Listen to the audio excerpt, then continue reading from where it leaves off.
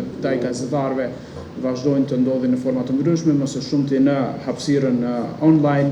Gjithashtu gazetarët vazhdojnë të jenë cak i sulmeve nga politika, nga qeveria, nga partitë politike, dhe Asociacioni i Gazetarëve të Kosovës reagohet dhe kërkohet marrja e masave. Natyrisht thirrja e vazhdueshme e AKK-s është sidomos për politikanët, për qeverinë që të ndalin fushatat e tyre të ngruese publike kundër gazetarëve. These reports provide us with evidence-based data. This is not just an interpretation, it's evidence-based data, allowing us to measure developments and place them within the broader context of freedom of opinion and expression, media freedom, and recent developments in Kosovo, the region, and beyond.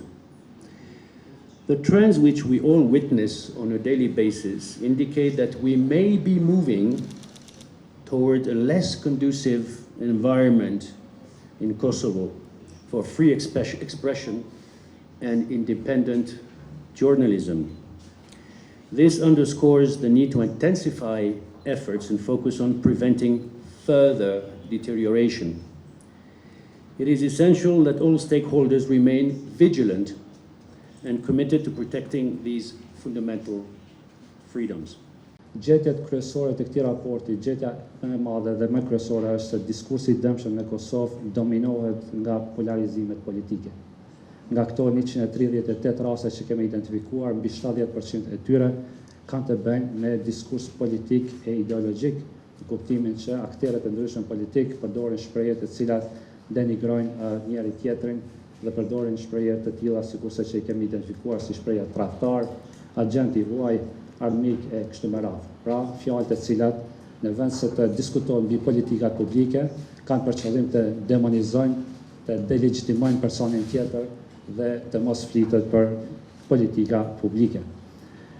Gjetja tjetër të cilën e nxjerr raporti kemë të bëjmë me një gjuhë të intensifikuar të sulmeve ndaj gazetarëve, dhe kjo mbas është gjetja më e rëndësishme në kuptimin e impaktit që mund të ketë për institucionin e gazetarisë. Aty kemi hasur të shprehje në diskutime në debatet të cilat i referon gazetarëve me terme të ndryshme si mercenar, të paguar, të sponsorizuar, marrin çanta me para e kështu me radhë.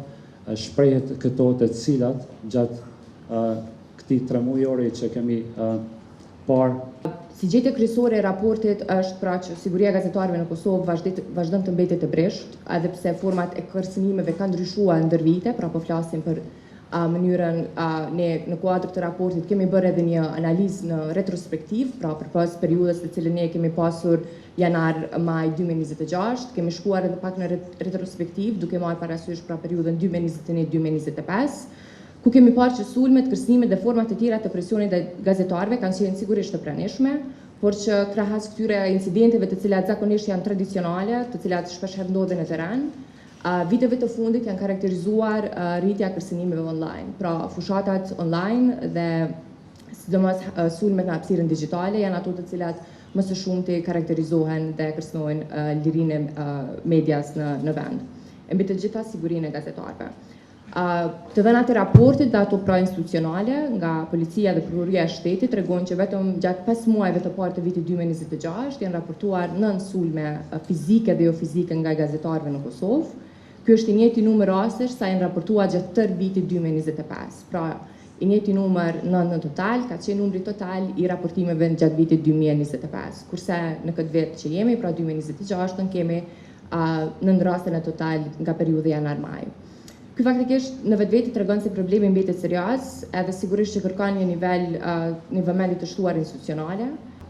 Vazhdon të jetë numri i madh i rasteve në përgjykata, vazhdon të jetë stërzgjatja e këtyre procedurave, përkundër që Këshilli Gjyqësor ka arritur që në kuadër të strategjisë për trajtimin e lëndëve të vjetra ka fusë padit slep si padi që duhet të trajtohet me urgjencë.